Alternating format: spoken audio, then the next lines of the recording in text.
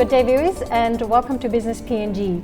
We have with us the Managing Director for Ella Motors, David Persol. Thank you. It's good to be here. Now, David, could you tell us a bit about Ella Motors and some of the brands you have under the company? Certainly, we're very fortunate that we have the following brands in our portfolio. Firstly, the full range of Toyota products. Secondly, the full range of the Hino truck product. And then thirdly, we have the Yamaha marine product. And finally, we have Massey Ferguson tractors and agricultural implements. We sell those right across the whole of Papua New Guinea. Those products represent, in our view, the best match of products to the environment and the market. And over nearly 50 years now that we've been in business in Papua New Guinea, we've proven that these products are well accepted by our market across the country. Okay, in terms of the particular brands that you've mentioned in agriculture and marine, what would you say is the top ranking sort of brand in Papua New Guinea at the moment? We think all our brands are very good, but in terms of market share, we're sitting at the best part of 58% market share of the new vehicle market now with our Toyota product. We're selling probably, over the last 3 years, we've seen that percentage of market share increase from probably about 46% through to now 58%. The month of April is very strong for us. We finished with 67% of the total vehicles sold across Papua New Guinea. So that's a very strong product. The leading product in terms of volume and market share, without question, is our Toyota product. Okay. Now, in terms of investments made by Ella Motors, both financially and physically within Papua New Guinea, can you explain to us some of the supporting sort of initiatives or solutions to the automotive and marine industry related to Papua New Guinea? I certainly can. It's interesting, in the nearly 4 years that I've been the managing director of this company, firstly, there's been tremendous growth in the economy in Papua New Guinea. We've been very fortunate to be part of that growth. Over those years, we've grown our local employment numbers from around 700 to nearly 1,000 today. We have 16 fully operational dealerships right across the country, including 2 joint venture operations, one on Lahir Island and one up in Tabubal. The investment we've had across the business over those years includes not only people but also acquisitions and infrastructure developments. In terms of acquisitions, we opened our second operation in Waigani now 2 years ago. We've acquired additional property in Waigani not long, probably the best part of a year ago now, to expand that business, because no sooner had we opened the business in Waigani that it became very obvious that the growth had overtaken the capacity of that business. So now it's a future investment there. There is many millions of kina that we're investing in there, as well as our Badili operation. We're investing also heavily in a new national logistics centre up in Lae. We've purchased the best part of 4.2 hectares of land, and that's going through the final approval processes now within the PNG authorities. But that will be a major milestone for distribution of product from the major port of Lae up to the Highlands and then across over to the islands. Yeah. So that is a significant investment in the many millions of kina. Okay. Now, that investment in Lae, is that a direct result of growth in terms of the resource sector and how with transportation up and down the Highlands Highway? Is that linked to that in any way? Well, it certainly is linked to it, but it's also a natural growth in our business. Our business throughput over the last 3 years has trebled the time that I came to the country. And the trebling of that business has required a simplification and also an enhancement of how we produce our products and how we distribute them.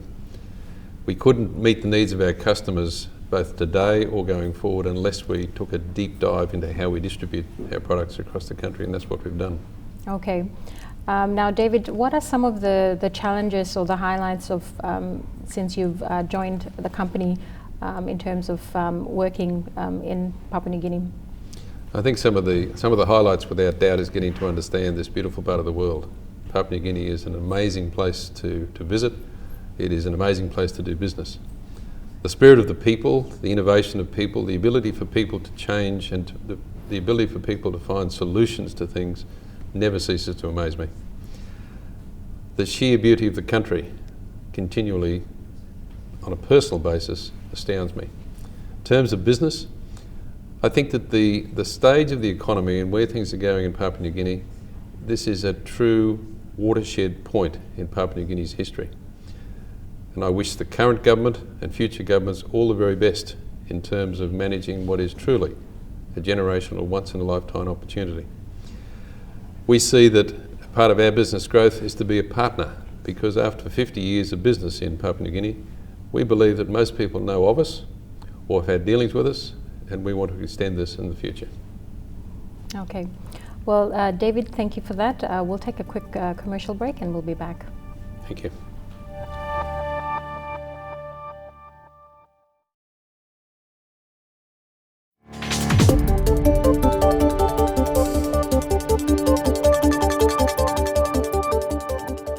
Welcome back to Business PNG. We have with us David Persol, who is the Managing Director for Motors. David, thank you for taking the time to come in for a chat. Now, in terms of corporate social responsibility, what is the role of Motors in terms of your CSR initiatives within the country and the community? Well, thank you for the question. One of the key things that we do, and it's part of Toyota's global philosophies, is to pay back into the local communities where we're fortunate enough to trade. Our view in this country is to help communities become more self-sustainable. My view on behalf of the company is to look at things that we can do that help the community, not only for today, but for the future as well. Our view has been to look at education, health. Cheshire Homes is a good example. Red Cross, Heart Foundation, and also Bukbalong Pikanini. These are just some of the organisations that we very willingly support. There's many others. We're embarking with some partnerships down at Alatau on developing and rebuilding some of the school classrooms at the Cameron School. A local businessman down there, Roy Moore, is a business colleague of ours, and in partnership with him, we're paying back to help the community, not only for today, but for the future. So our community support programs are long-term visionary, not short-term gap fillers. Okay. Now, David, in terms of your advice to companies or persons that would be interested to come and do business in Papua New Guinea, what would your advice be to them? Papua New Guinea, to me, is one of the most exciting business opportunities, without doubt, that I've seen in my 40 years in the automotive business. I think it is a true developing nation with absolutely amazing opportunities. My advice is to come to Papua New Guinea, look at what Papua New Guinea can deliver, and be a genuine partner in the future success of Papua New Guinea, for success breeds success.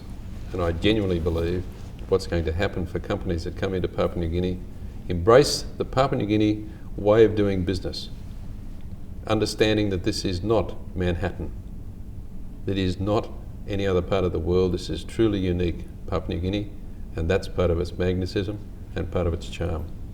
And I would encourage any business opportunities to be fully developed and explored.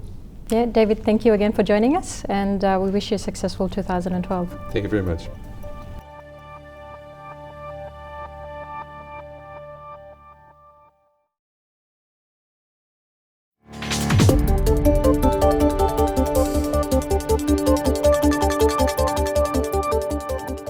Welcome back to the program. I have with me now the Chairman of NASFAN, Mr. Mel Tang. Thank you so much for joining me this evening. Thank you for inviting me. Now, NASFAN, you've just released the results for NASFAN just recently. Are you able to share a bit more on this? I think NASFAN has done very well, considering the circumstances under which many companies, including NASFAN, has been operating with the backdrop of the global financial crisis. We have increased our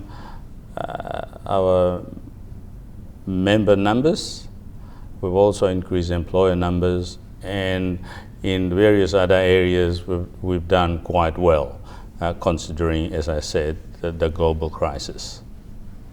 Now, I know the 2010 profit was quite a substantial number compared to the 2011 results. Exactly how much was the profit?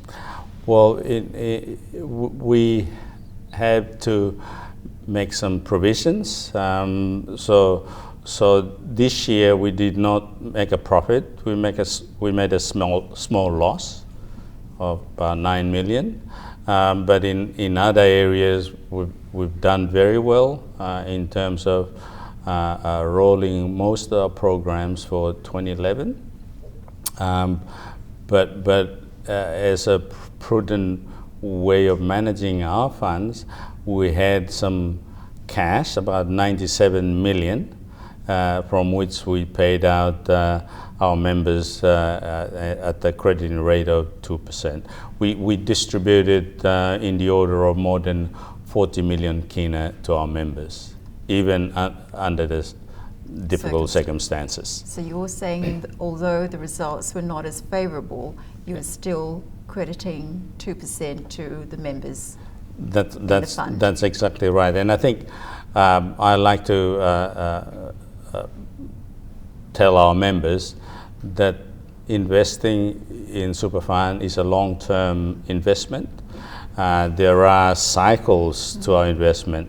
It goes up and down, and unfortunately 2011 was in the trough, and we will do well, very well this year. The results are looking very good for 2012, and I think we will come back to where we were before. Over the last 5 years, I think our crediting rate were averaging between 15 and 17%, which is double-digit figures, and this is the only time when we're talking about single-digit, and we've credited our members with 2% for 2011 results.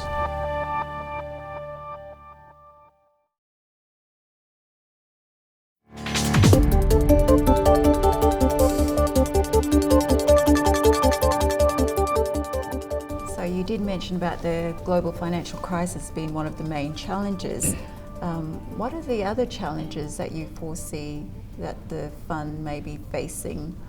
I think one of the challenges is the PNG economy, although it's very buoyant and doing very well at the moment, investment opportunities are very limited. The markets are small, so we have to always look for investment opportunities to make sure that the funds is being used effectively, and to make sure that our members are getting the benefits. And I think it's very important for our members who we want to serve to make sure that we reduce our costs, and that's very important. Control our costs and make sure that we minimize various exposures in various of the portfolio we have. It is time when we should be making sure that we consolidate our activities. 2012 is a year of consolidation. We're going to make sure that we improve our structures and our processes to make sure we become more effective in delivering to our members. We want to make sure that we control our costs so that we make more profit, which would be credited back to the membership's accounts. So when you talk about the restructure in the business, what is the long-term strategy? What do you hope to achieve from this restructure? I think the very important part of a restructure consolidation is to make sure that when we diversify in our investment, that diversification brings forth higher productivity in terms of delivering to our members, in terms of making sure that our crediting rates improved. And as I mentioned earlier, we want to make sure we drop our cost. When you drop your cost, you make more profit. And that profit then goes back into the accounts of our members. Now, has the fund made some bad investment choices? You know, you've made some obviously very good investment choices, being able to credit the members double digits, but have you also made some bad investment choices? I think you've got to look at it. It's not so much to do with bad investment. I think what you need to look at is Perhaps to make sure poor investment. You have to look at the fact that every investment you make is got risk, and NASFAN has got a very good process in managing risks. In whatever investment you do, there's always risks. Everyone who invests goes through the risk process. I think the important thing is how you manage those risks. And if you're managing your risk right, you have exit strategy, which helps the investment. So I think you invest in various categories, but the important thing for the board and for the management is to make sure that those risks are managed. Because in business, there is no such thing as no risk. And I think that is an important thing that I like to make sure that our members understand. That's good. And as the chairman of the fund, what would be your closing remarks to the viewers out there and also contributors to the fund? I think I would like to thank our members out there, to say thank you for having confidence in us, and we will, the board and the management will always try its utmost to make sure that real benefits go back to the members. Well, thank you so much for your time. That was the chairman of NASFAN, Mr. Mel Tang. Thank you very much. Thank you, Emma.